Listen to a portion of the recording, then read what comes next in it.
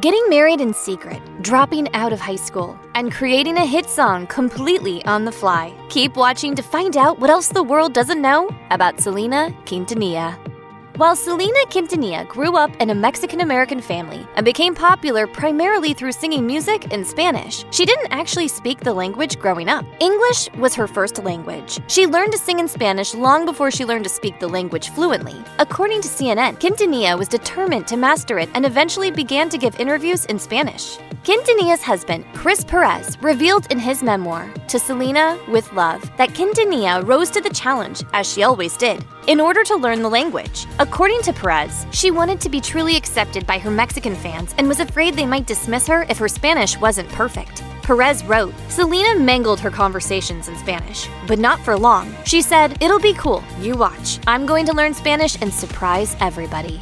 While people all over the world are familiar with the name Selena Quintanilla, pop star Selena Gomez is even named after her. Quintanilla was not an overnight success. Years of hard work went into building her career. She was born into a musical family, with her father, Abraham Quintanilla Jr., playing in a band before quitting to support his family with a job at Dow Chemical. When he heard his daughter sing for the first time as a little girl, he recognized her talent and became determined to nurture her skill. Her dad decided to start a family band, declaring that Quintanilla's brother, A.B., would learn bass, and her sister, Suzette, would learn drums. Their band was called Selena y los Dinos, after Abraham's old band, Los Dinos. Abraham soundproofed the garage to give the band a place to record and rehearse. According to the Texas State Historical Association, the band's early gigs were at the family's restaurant and weddings. In 1981, the band went pro, and they began playing in dance halls and nightclubs the following year.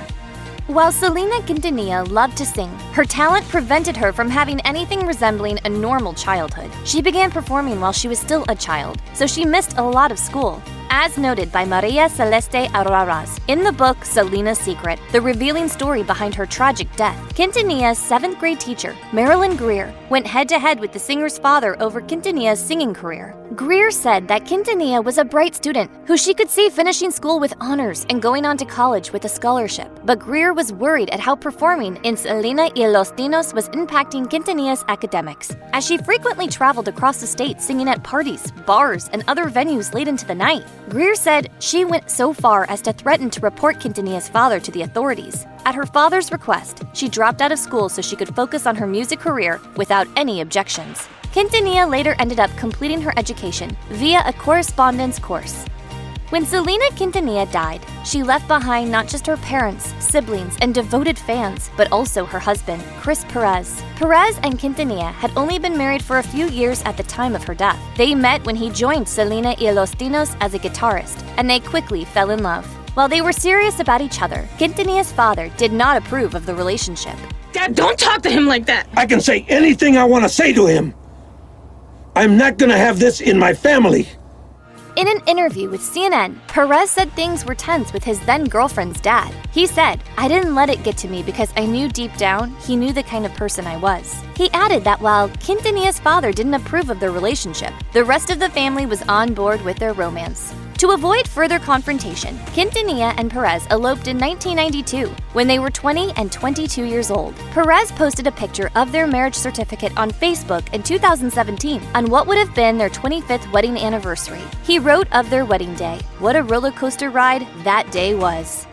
While Selena Quintanilla became the most famous member of the family band, it's her brother, A.B. Quintanilla, who deserves credit for some of their most beloved songs. The hit Como el Flor was written by A.B., who revealed to BuzzFeed News that the song only took him 20 minutes to write. A.B. also wrote Amor Prohibido, a song about a forbidden love story, which was based on his grandparents' relationship. But one of Quintanilla's most popular hits didn't stem from songwriting. Quintanilla improvised Bitty Bitty Bom Bom because the band was running short on time during a set. Since their pay could be docked if they didn't perform for the whole allotted time, A.B. told the band to start playing a bass line, and Quintanilla began to improvise lyrics. He revealed it used to be called Bitty Bitty Bubbles. She would say she was a fish under the sea and all kinds of jibber-jabber. The song continued to evolve until it became one of Quintanilla's biggest hits.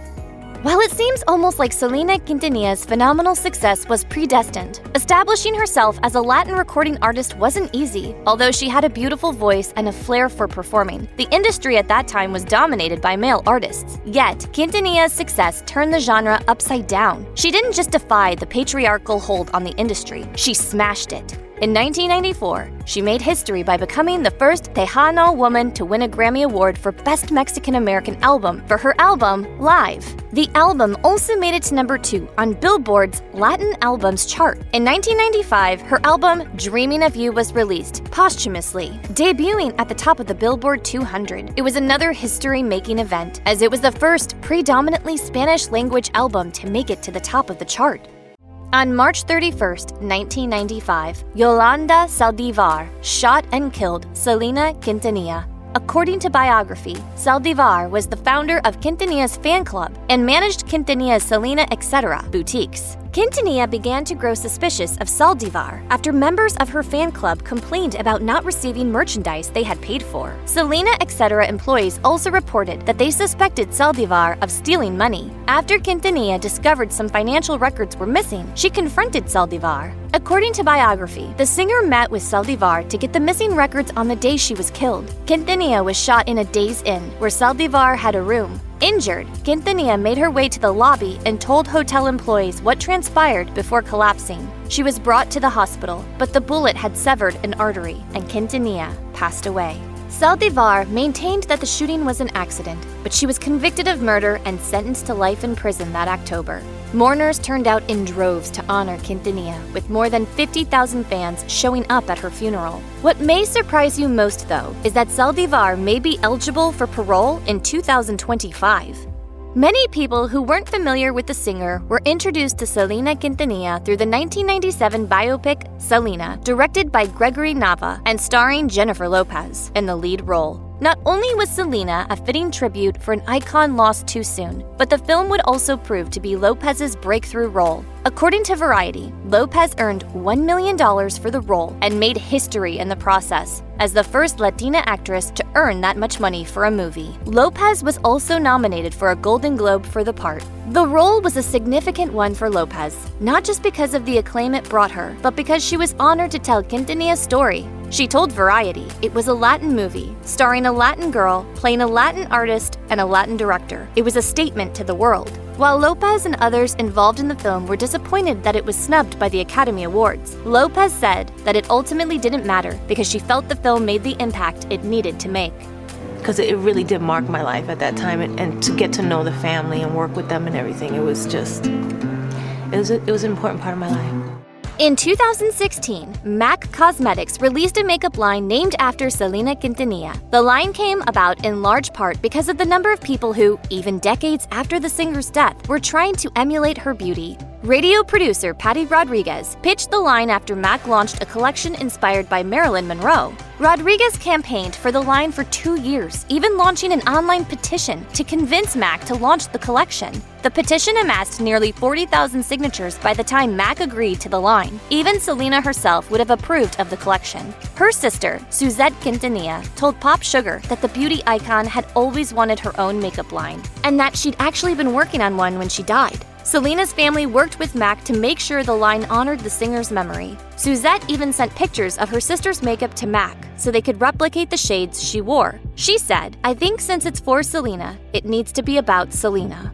Even though Selena Quintanilla died decades ago, her legacy will endure. In 2017, she was honored with a star on the Hollywood Walk of Fame. The Walk of Fame website reported that a record number of fans, more than 4,000, came to see the star unveiled. According to Billboard, several celebrities turned up at the event to commemorate the singer alongside Quintanilla's family and fans. Eva Longoria spoke of Quintanilla's inspiration to others in the Latinx community, saying, "She was the face I finally saw that looked like mine." Also in attendance at the ceremony was actor Edward James Olmos, who played her father in the film Selena. Eric Garcetti, then the mayor of Los Angeles, was also present at the ceremony and dubbed Quintanilla an angel. The star was accepted on Quintanilla's behalf by her sister, Suzette. She said when accepting the award, "The goal isn't to live forever, but to create something that will."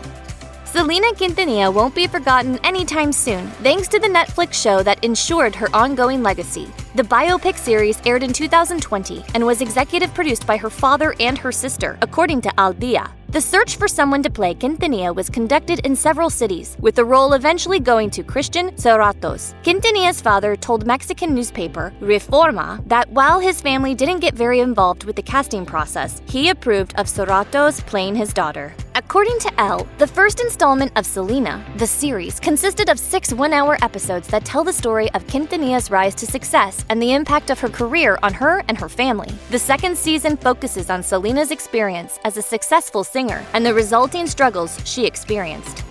Not knowing it would be her last interview, Selena Quintanilla was asked how she'd want to be remembered after her death. She replied, "Not only as an entertainer, but as a person who cared a lot, and I gave the best that I could. I tried to be the best role model that I possibly could, and the best person that I could, and I tried to help out." Quintanilla's wish to be remembered positively was granted. She is commemorated today as a role model and inspiration. With her music and style still captivating fans, Quintanilla is also an inspiration, then and now, as she came to prominence in a time of hostility towards Latin immigrants. Jose Limon, a professor at the University of Notre Dame, told NBC News that Quintanilla's legacy lasts because she, quote, represents the possibility of being a complete American, of having success, fame, and being in the public realm. Decades after her death, Selena Quintanilla has not been forgotten. At the end of 2021, a screenshot posted on her official Instagram account showed that Spotify users had streamed her music 452.5 million times that year. Her sister, Suzette Quintanilla, told Pop Sugar that the singer was down-to-earth and genuine, adding that it's part of what made her so popular with her many fans. Suzette added that her sister could captivate people, which is why her music and her story still resonate with so many today. She was so humble and so down to earth, and she would really do anything for anybody if she possibly could. It's clear that a fan base for Quintanilla's music still exists, and they're being rewarded with new music. In March 2022, Selena's father, Abraham, announced that a new album of 13 songs would be released by Warner Music. He told Latin Groove News, "What amazes me is that 26 years later and the public still remembers Selena. They haven't let go of her. They're waiting for a project like this to come out, and I know it will be well received by the public." Check out one of our newest videos right here. Plus, even more list videos about Selena are coming soon. Subscribe to our YouTube channel and hit the bell so you don't miss a single one.